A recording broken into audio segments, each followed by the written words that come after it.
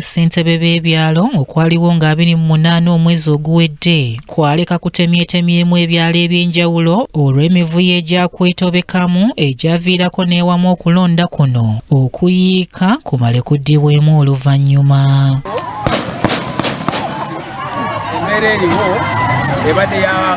Kyokka ne mu bitundu ebimu okulonda kuno gye kutaddibwamu abatuuze n'abakulembeze ku baali beesimbyewo bakyemulugunya ku ngeri ebintu gye byatambulamu nga balumiriza nti obwenkanya bwagaana okubaawo. Engala tebazikuberera enkerera baziyisa naye bennyini balina obukonge gye babujja gye balondedde ne babuwa obukonge byabifojale era byamukama yaliwo naye n'alaba naga akulonda kwa wano tetukoze eki. Wabula newankubadde nga guno guli gutyo babakulembeze mu kibiina ekiri mu buyinza ekya NRM basanyufu n'ebyava mu kulonda kw'ebyalo omuli obukiiko bw'abakyala ne bassentebe b'ebyalo ebyayoleka nga bakuwangulira waggulu mu bitundu ebiri eyo mu 7. Kubanga bw'otunuulira percentage gye twakoze nga NRM eri 72 mu Uganda yonna. Singa percentage eyo bona baalimu NRM singa twatuusizza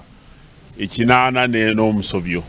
Isa Butebo, Kibuku, Budaka, Butaleja, Busia nga ebyalo 15,000 byonna biri ano opposite ng'NRM ebiwangudde.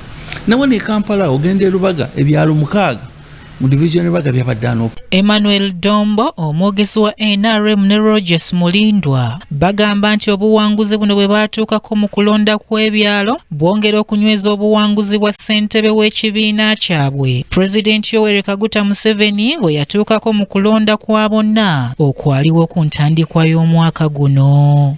Kakati eyo si coincidence. Ekyo kikakasa tebyava mu kalulu ka presidential elections bifaanagana nebyavudde mu kalulu ka LC1 kubanga bonna okulonda kwa ku byalo oba ku polling stations. Oba oli awo twandikoze bulungi nnyo kubanga twalabye aba independence bafunye nga 19%. Nenga ekibiina ebyavudde mu kulonda birambika bulungi nti President Museveni okufuna 72% n'okuba kati nga tuli mu 89% mu LC1 bikwatagana bulungi nnyo. Kitegeeza tukyalina amaanyi n'ebyokukola bingi. Mu ngeri y'emu ne munna NUP Isaac Tomusange agamba nti waliwo obuwanguzi bwe baatuuseeko mu kulonda okwo. Twafunyemu nnyo. Twagenda mu kulonda okuwedde nga NUP terina wadde chairman n'omu ku kyalo. Ne kati ssaawa zino twogerera twafunyemu ba chairman abawerera ddala. Bwengenda mu Mityana North mwokka ku 180 twawezezaayo 6. That's a good score. Era ye starting point etutwala maaso wala national platform eggumidde. Kyokka bano bonna boogedde ku mivuyo egyetobeka mu kulonda kw'ebyalo okwo era nga waliwo amagezi ge bawadde akakiiko k'ebyokulonda. Naye ekimu ku byalabisa obubi ye Register Electoral Commission.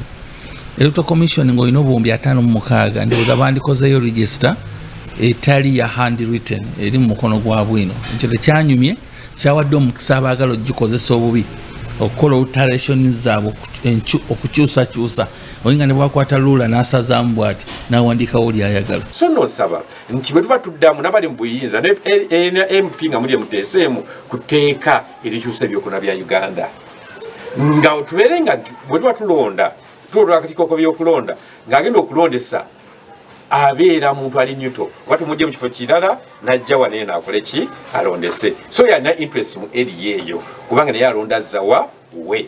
Ku ludda lw'ebyokwerinda amyuka omubaka wa President mu Lubaga Joseph Malumba alaze ng'okulonda kuno bwe kwatambula obulungi mu Lubaga okwetooloola ebyalo 135 ebisangibwa mu kitundu kino.